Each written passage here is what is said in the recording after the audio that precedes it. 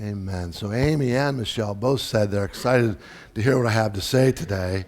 Not as excited as I am. I can't wait to hear what I'm going to say today. Michelle, here's your glasses.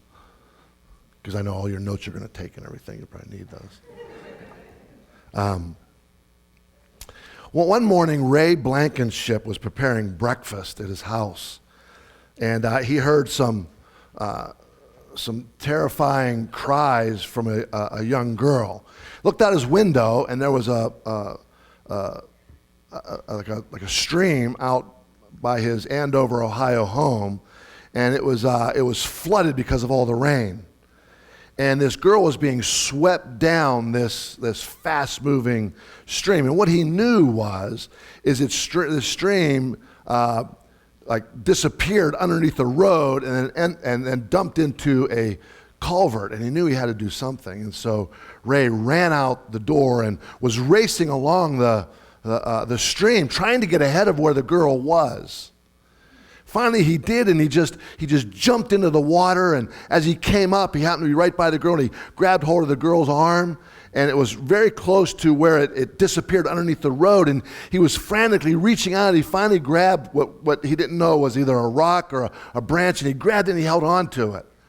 And he thought, if I could just hold on to it until help comes. But Ray did even better than that. He clawed his way out of the water and got the girl out and absolutely was a hero and saved her life by the time the rescue arrived. And what an amazing story of courage, don't you think? Amazing story of bravery. He put himself at great risk. It's a parable for us today, maybe more so than you might even know, because on April 12th, 1989, Ray Blankenship was awarded the Coast Guard's Silver Life-Saving Medal. And the award was so fitting for doing this selfless act. Because actually, Ray was actually in more danger than you might know, because Ray didn't know how to swim. So I think, you pull out your message notes, we're going to jump back into our story. We've been talking about Gideon, and just a little recap of the story. Gideon was one of the 12 judges of Israel.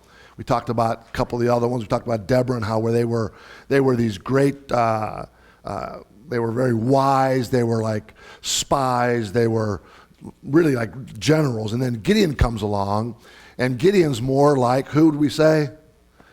Gideon's more like Barney Fife, right? And we see through the story as we read it that what he was facing.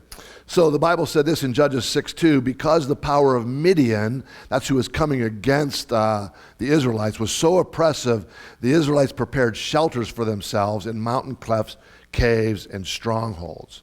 And Gideon was from this family, the Abiezrites, who were a small family within the small tribe of Manasseh, and Gideon says about himself, and I'm the weakest. That's why I put up Barney Fife as our example.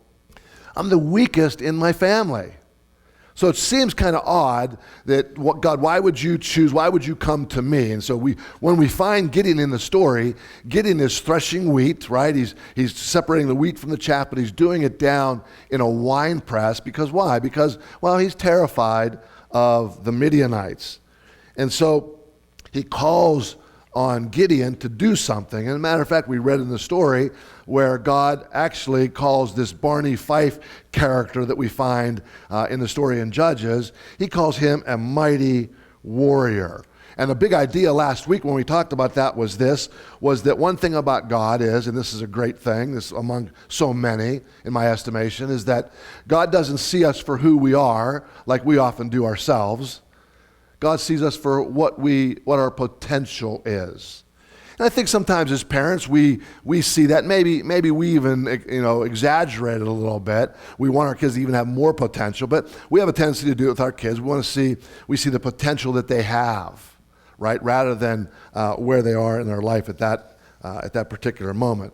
And then what we find is that Gideon, read through the story, that Gideon really felt defeated, right? Because of who he was and his position and so forth, and crying out to the Lord and really not really understanding what was even going on, right? And then we find that he was actually even demoralized. That was part of it when he said, talking about how Israel, his clan's the weakest, right? And we already talked about that. And then how he was doubting, right? And so how many have been there before? How many have doubted before? I told you many times, luckily not this morning, I'm in my office and I was thinking geez, I hope all this is real. I'm going to talk a little bit more about that in a minute in the message too. This idea of faith and doubt, and maybe you've heard it said that you shouldn't doubt, right? Because a man who doubts, right? The Bible says a man who doubts is like the waves of the sea is tossed and turned. And so we get these mixed signals. So we'll talk a little bit about that as well. But he was doubting, and so he asked God for a sign. Have you ever asked God for a sign? Don't raise your hand. I think we all have, right? God, show me something. And so we see here in this story that Gideon is doubting, so he asks for a sign. God gives him a sign. And you think that would be enough because it's this unbelievable sign. His lunches burn up, right? If you've gone back and read the story, his lunches burn up. What a powerful sign. And I asked last week, would that be enough for you? And we all said, yeah, it would be enough for me. And I'm not sure. I'm not sure it would be enough. And then he asked for a couple more signs. How many have heard of the fleece of Gideon? He lays a fleece out. And the dew's supposed to come on the fleece and not on the land, and it does, and then on the land and not on the fleece. And I hear people talk about that today. Christians go, I put a fleece before the Lord. Oh, really? What was your fleece? Well, I was wondering if I should make a decision. I said, okay, Lord, if a red car comes by soon, then I'll know this is what I'm supposed to do. Right? That's not a fleece. A fleece is an impossible thing. Right? Absolutely impossible thing. But we don't do that, do we? Right? Because we know impossible things don't happen. Right? Because we're pretty smart, right? And we know that doesn't happen. And so when our lunch burns up on a rock, we go, well, that wasn't God. And we figure out some way to get around that. It wasn't that. And so Gideon was that way. And why should we think that we are any different than Gideon? See, I think that's one of the reasons, among many, why we have these stories in the Bible, so that we can put ourselves there and go, I can relate to Gideon. I can relate to that. Could have picked some of the other judges who were these, unbelievable, like even Deborah, right? But he doesn't. In this story about faith, right, and courage, and he picks Gideon, the story of Gideon. So let's pick up now kind of where we left off with Gideon. Gideon wanted the sign, and God gives him the sign. And Gideon, a few days later, asks for another sign. God gives him another sign. God gives it to him. And I think part of this, is this in the Bible to show us how we respond to God?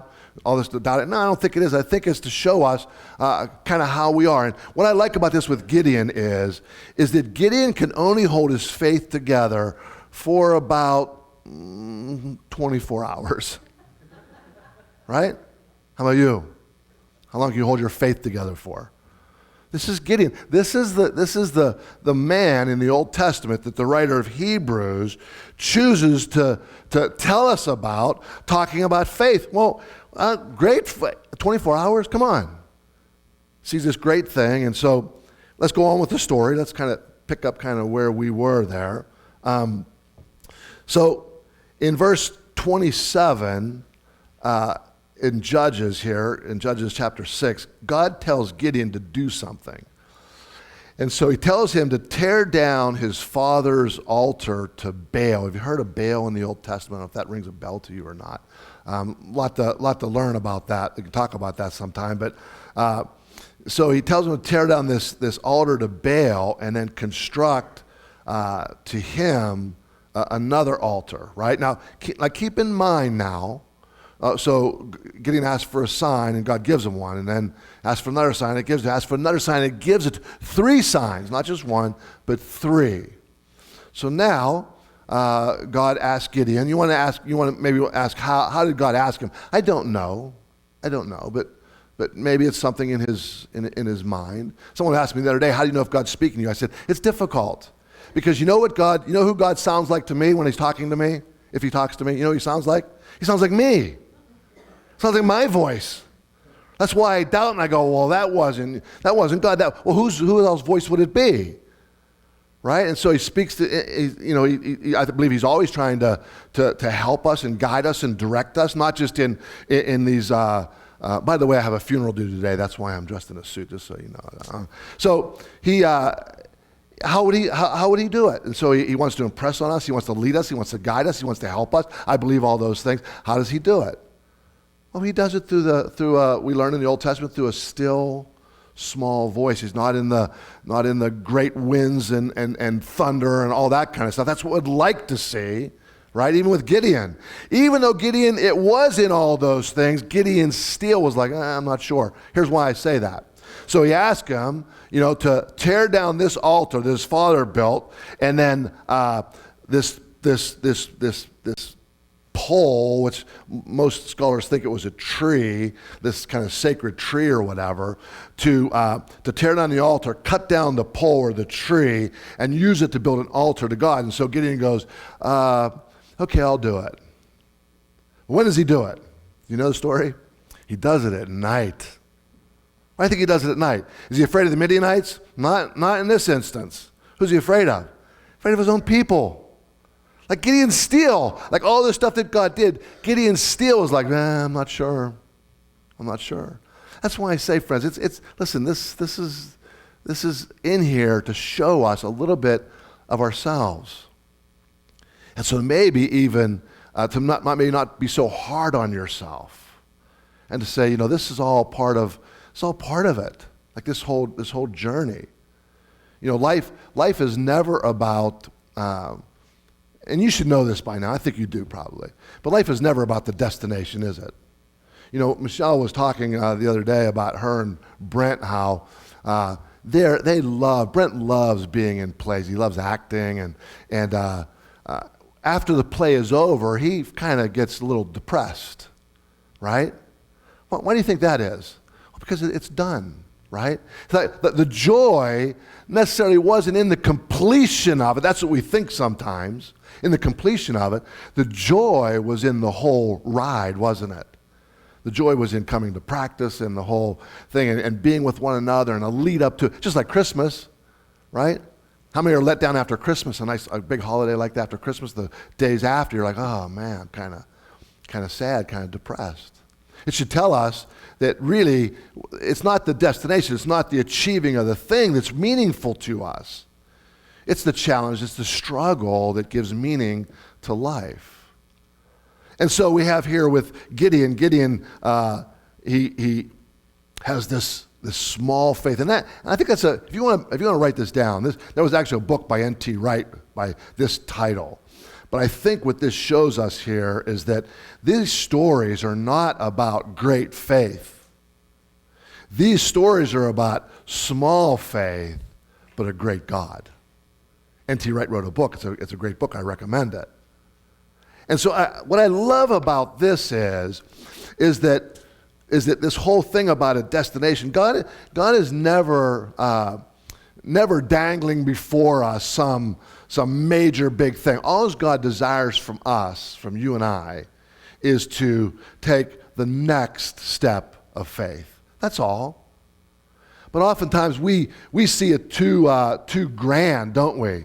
We see this big thing of, we see what someone else, I could never do that. That's not something I could do. It's not in. So we talk ourselves out of doing anything. But this story, if it tells us anything, is that Gideon only had enough faith, and that's why I love this. He only had enough faith to take the next step. He wouldn't even think of the one after that, because I can't think past that.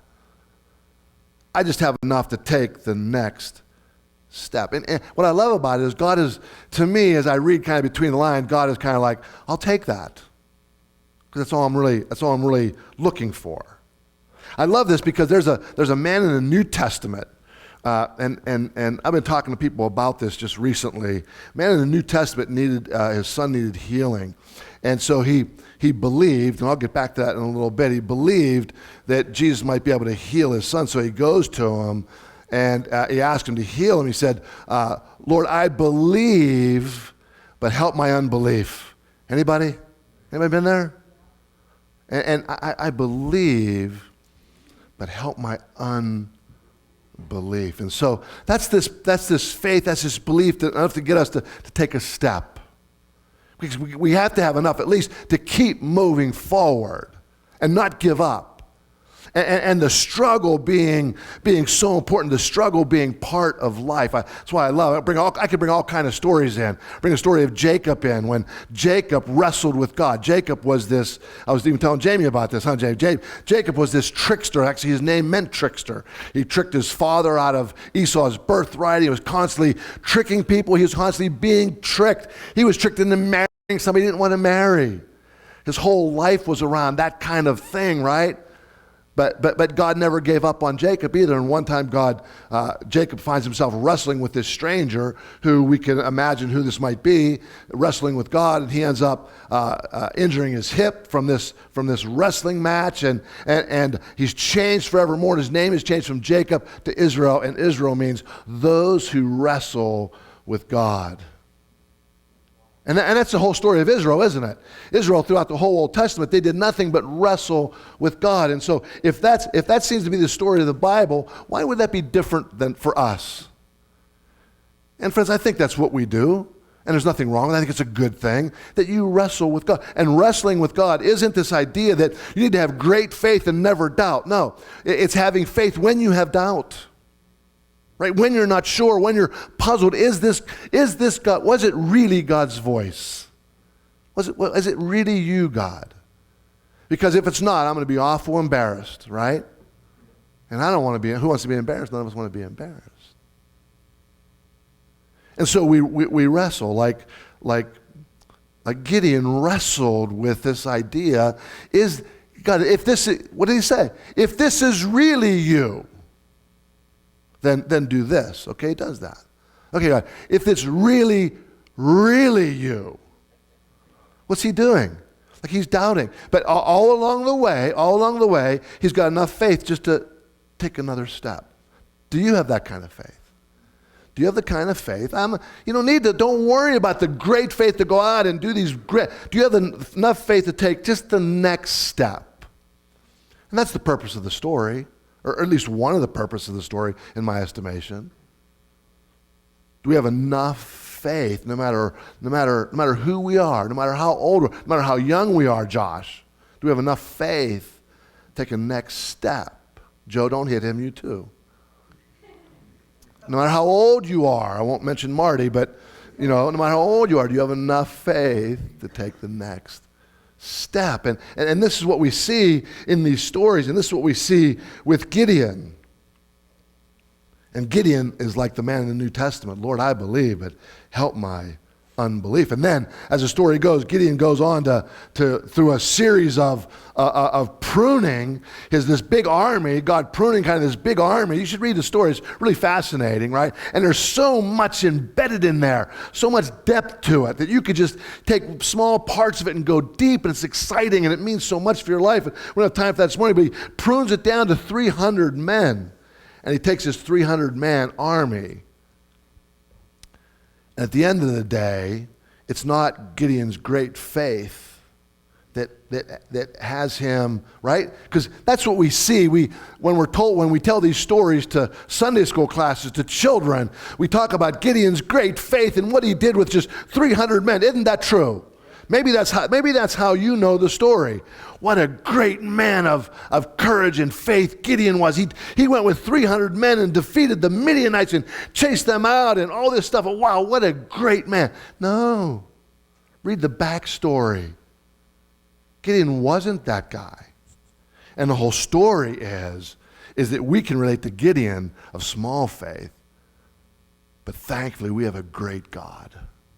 We have a great God, and that's really one of the main points of this. And so, all these stories in Hebrews chapter 11, they're there because they address this same issue. Now, my question is this, and I get this a lot, and I'm sure you do too, probably from people who, are, maybe not where you are, or doesn't have the same belief structure that you have, and And have you been asked this question, if God is who you say he is, then why is there so much bad in the world? Have you been asked that? Have you thought that? Why is there so much bad in the world? Well, why did God create all this bad? A lot of people have, wrestled with that question. Let me just say, just in brief, it's not part of the message, but I believe God created the possibility for evil, right? Because without the possibility for evil, right, even in us, right, it's the possibility of evil in us that really makes us strong people, that we, even though we have this possibility, that we suppress that possibility. We suppress that in us. We keep, not suppress, we keep it at bay. I don't want to get into too much talk about that, and we overcome that temptation, right? That to do evil, to do wrong. I was talking to Jamie about this book that I just started to read. It's really interesting, called Ordinary Men. And it's talking about the Germans, these ordinary men that Germany moved into Poland, and the atrocities that who's an ordinary man in here? I mean, a human being. Raise your hand. Raise your hand, everybody. We're all ordinary. And the point is this: we're all capable of doing that. Because we think, how could they do that? I'd never do that. Well, in a matter of months, these guys were led in that direction, right? And so I think that God gives the possibility of evil, right? Otherwise, if there was no possibility of evil, it was just all good, what would that even mean? What would that even look like?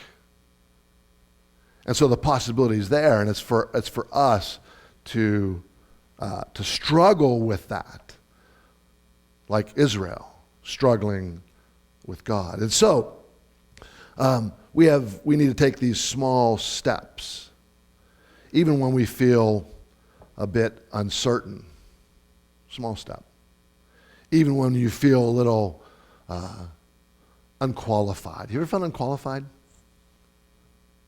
I love, I don't know if how much reading you guys do, but Socrates, the Oracle of Delphi said Socrates was the wisest man in all of Greece, right? And so I don't know if you ever read his apology and all that kind of stuff, but one thing about Socrates, he knew what he didn't know, right? And he admitted to what he didn't know. Like, I don't know. And what's interesting, whether or not whoever Socrates, what his belief was or whatever, because it was all against the pantheon of gods in Greece and all that kind of stuff, and he was on trial because of, you guys probably know the whole story or whatever, right? But he had this daemon, this daemon, he called it, a voice, an internal voice. And this internal voice never told him what to do. What did the voice tell him? Told him what not to do. The voice always told him what not, and he followed that voice. And one of the things that he said is that he always knew what he didn't know. And that person, right, is what the Oracle called the wisest man in Greece. A lot of times we think a wise person is somebody who's smart and intellectual, has the answers to everything. Wow. No, he knew what he didn't know. And so we need to be able to do this. And okay, this is where we're getting to some application. Now, I want to be careful here, because I believe that the Old Testament isn't for application. In other words, you read it and you see how people responded, and right? But I think there's application embedded within the story the deeper you dig. Whereas New Testament, I think, is for application, how Jesus responded, how he acted, and that's application that way. You get me? You get what I'm saying? But I think that we can tease out, right, some application for our life in these stories as well, and that's what I'd like to do right now if I could. This voice that Gideon heard. My question is this, the application today is this: am I hearing what God is saying to me about me? Think about that for a minute. Am I hearing what God is saying to me about me? I think because the angel of the Lord is speaking to us today. Really? Yeah, really. How? Well, I think one of the main reasons is through his word. It's through his word. He's speaking to us about us. So the next question would be, what would the next question be? Next question would be this: well, how does, right, God God wants, am I hearing what God is saying about me? The next question is, well, what is he saying about me? Isn't that true? What does God say about me? Now, if I were to separate you from my notes and everything, we were to meet out for coffee one time, and I would ask you, what is God saying about you to you? Oh, I don't know. Well, how would you answer that question? Would you make things up in your own mind? How would you answer, what is God saying to you about you? Well, let's look at some things that God, we know that he does say. Ephesians 1:4 says this, he chose us, he chose me, he chose you in him when? Before the creation of the world. What's that tell you? Does that tell you something about God and humanity? Tell you something about the creation. Whether or not how you think of creation or not is not the point here, is not the issue here. The idea is that God being preeminent before everything, that God knew you because God not being bound by time or space. This is an interesting concept to think about. Something that is eternal, something that's infinite, sees everything all at the same time, because they're outside of time. Now, I don't want to get into all that, but he chose you before the creation of the world to be holy and blameless in his sight. 1 John 3:1 says this, see what great love the Father has lavished on us, that we should be called children of God. And friends, that's who we are. We are children of God. Another one of my kind of favorite passages is in this idea. What it says this in 1 Peter. It says, you are a chosen people, a royal priesthood, a holy nation, God's special possession, that you may declare the praises of him who called you out of darkness into his wonderful light. You feeling down today? You feeling in a wine press today? You feeling down in a pit ever? Hear what God is saying to you. Every morning, God is saying to you, good morning. No matter how you feel, he's saying to you every morning, good morning, mighty man or mighty woman of valor. Because, see, that's the way he sees you. It doesn't matter if you see yourself that way. That's the way God sees you. And he's speaking life to you. Good morning, mighty man, mighty woman of valor. You're a person of courage. Well, I don't see that I have courage, but you are. You have strength. I don't feel like I have strength, but you do. Because I've given it to you. And I've chosen you. I've destined you for greatness. Are you hearing what God is saying to you about you?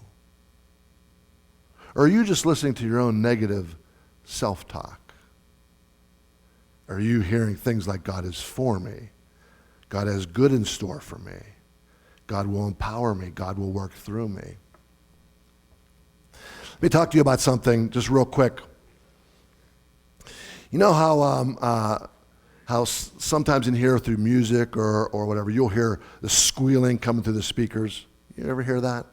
So let me tell you what's happening. It's called a feedback loop.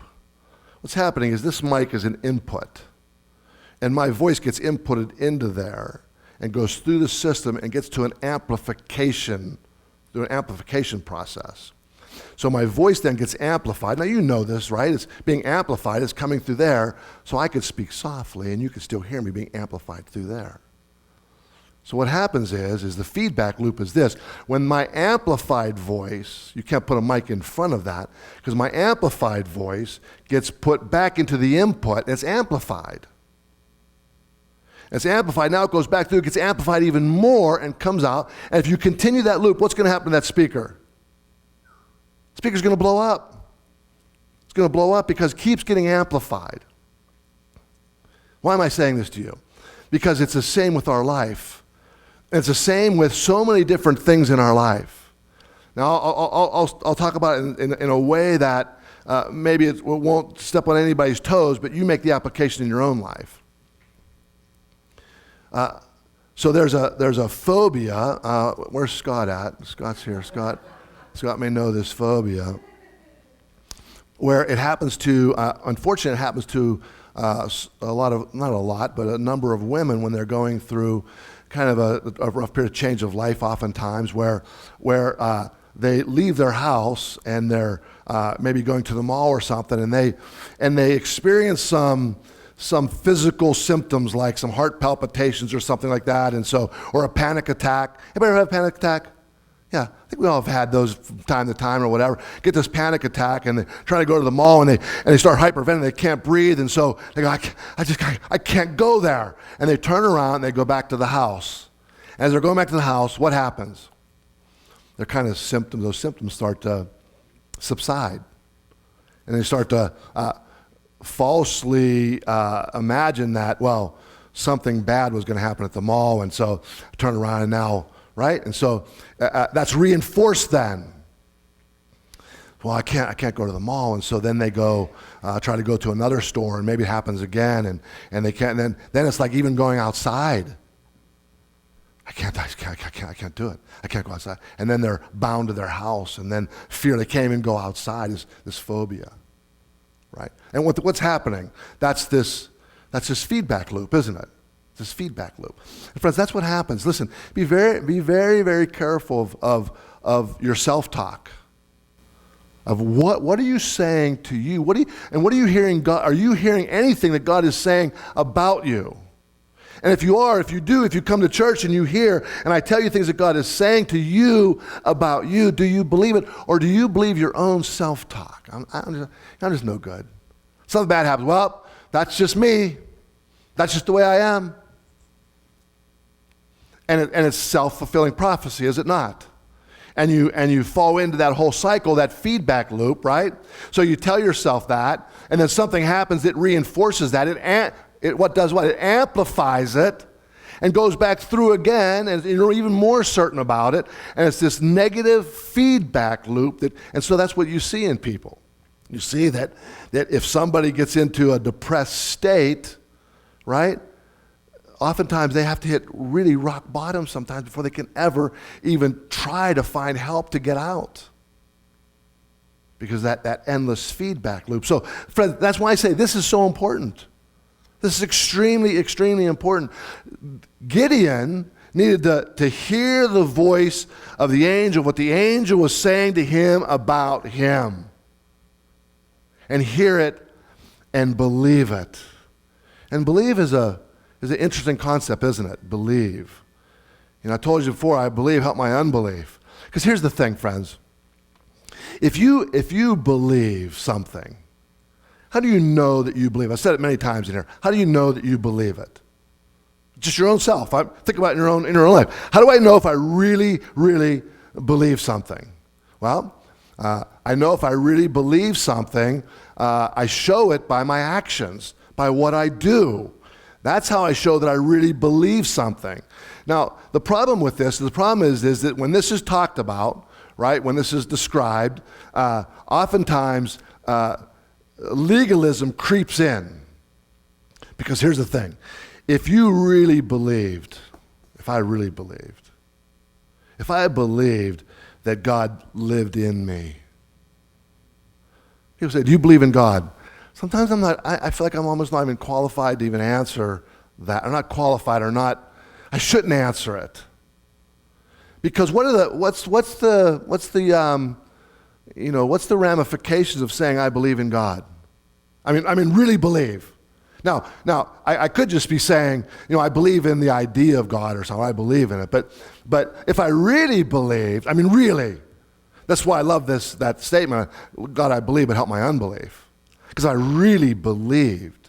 Like, how would I live? Now, not legalistically. See, not living that way first to get God's approval, but like really believe. Now, I know this is going to be a huge stretch, but let's just say, Steve was Jesus. Whoa, that's a big stretch. Stand up with me, buddy. It's a big stretch. I think Jesus had long hair probably, I'm not sure. But if Jesus was with me, like I believe that. Isn't that what we say? And we say God lives in us. Like Jesus is, we sing songs. Like he's with us. His Spirit is in us. Like if we really believed that, so much so that it was palpable. We could feel his presence all the time. And maybe, what if we could even see it? And I walked with you and I talked with you. We sing songs like this, don't we? He walks with you. He talks. If he did, how would I talk?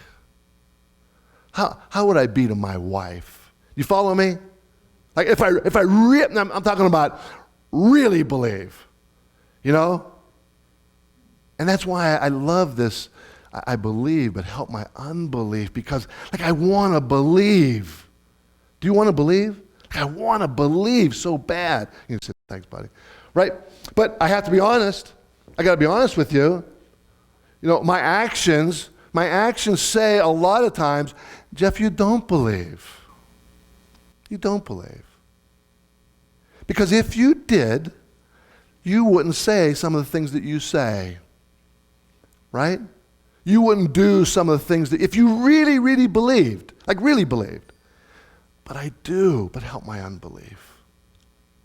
And so that's why these stories are so brilliant and so good, right? And so ask yourself when you're thinking like I could never do this. I can't do it. Like I'm stupid, I'm a failure. Like why would you listen to that voice as opposed to a voice saying that you're beloved?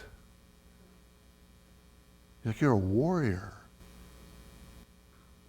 Here's the thing, friends. That's good even if it's not God saying it to you. Right? What's the narrative you're telling yourself about yourself? So that's the first question. Am I hearing what God is saying to me about me? The second is this.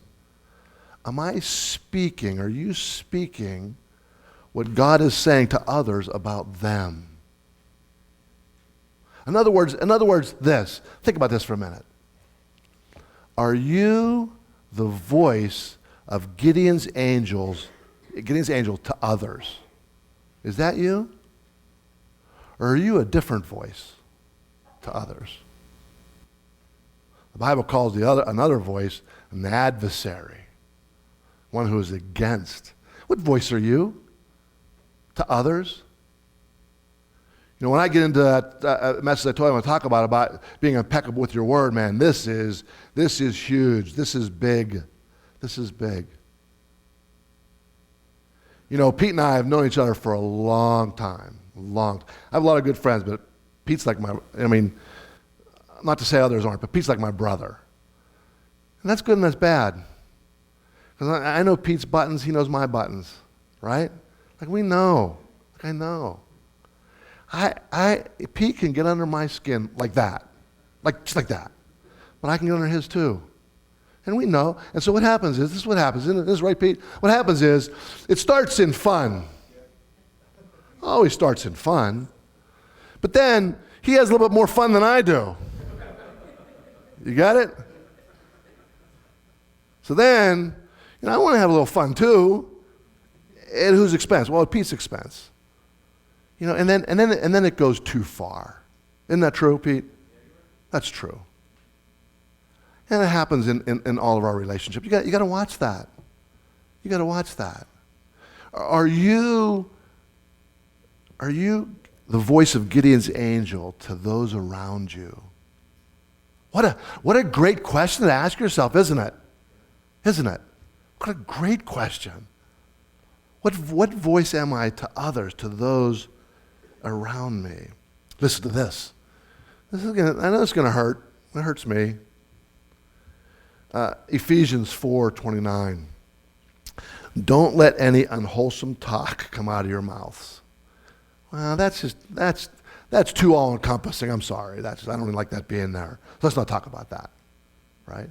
Don't let any unwholesome talk come out of your mouth, but only what's helpful for building others up according to their needs, that it may benefit those who listen. Those are powerful words. Here's the question. I want to ask you again. Like, do you believe in God? Do you believe in God? Don't let any unwholesome talk come out of your mouth. Well, that's just legalism. No. Don't let any unwholesome talk come out of your mouth so that God will love me. That's legalism. The fact that I believe in God and I love God, don't let any unwholesome talk come out of your mouth. Do you follow me? Do you follow how you put things in proper order? Because you could easily make all these things legalistic. You know, I mean, when the boys were young, they were at a Christian school, and Michelle heard the teacher say one time, "Oh, you behave like God's angry with you. God's not happy with you, right? Well, guilt is guilt, right? No, take it to a positive place, not this negative, guilt-ridden place. God loves you like with a love that it's hard to comprehend. It's hard to comprehend that kind of love. The kind of love that, you know, that even more so that a mother has, right? What I mean by that, you know, healthy psychologically, emotionally. Well, a mother has. Doesn't matter what a child says. Doesn't matter what a child does to her. And she has this love that defies understanding. Why would you continue to do that? Why would you continue to love like that? That's what love does, and that's what God's love does. Now, so Gideon's, back to our old boy here, Gideon is, hiding. They're hiding in holes, and and maybe there's those around you who are like that they're hiding in clefts, and they're afraid. What they need your voice. They need you to speak to them, like not avoid them, like those who are in that feedback loop, right? That are avoiding you, and you took it personally, and you thought it was about you, and now you're upset. You follow me? And they're hiding, and you say, well, good for them. I don't need them anyways. Anybody? What they need is you to be the voice of Gideon's angel. That's what they need. Because the truth be told, they don't want to be in that. They just have no idea how to get out of it. They have no idea. They're caught in that. Jamie's a neuropsychologist, which is like mind-blowing in itself. But, we talk about this kind of stuff, how people can kind of get stuck. And Jamie says, well, I'm not a very good, he's a good diagnostician. Diagnostician, how do you say that word? Yeah, that's right. But not a very good, what's the other term? Psychologist. He said, I'm not very good. You can diagnose, you can see it. But I take issue with that because I think he is, because I think he's a good listener. And that's what it takes. But I get what you're saying because, I like talking too. Jamie likes talking, I like talking. I'd rather hear my own voice than somebody else's voice. That's why I'm up here and you're down there. I got a mic, you don't. Right? I know. You figured that out a long time ago, I know. Yeah. But those of us who like to talk, then you use your voice. Use it. Go to those and tell them, right? Rather than, so another one of the things I'm going to talk about in that series, and maybe we'll talk about the whole series before we ever get to the series, is don't take it personally. And what do? Someone's in a state, they're in a depressed state, and they're spiraling, they're going out of control, and they're in holes, and they're in pits, and they're hiding, right? And what do? We take it personally, and we go, well, screw them. They're going to be like that. I don't need them. You may not need them, but they need you. They need you. So what are you saying to others? What are you saying to others? So my question is to you today, to me today, we're out of time here, is what is your next step of faith? What is yours? And maybe you never even thought about it that way. You never ask it that way.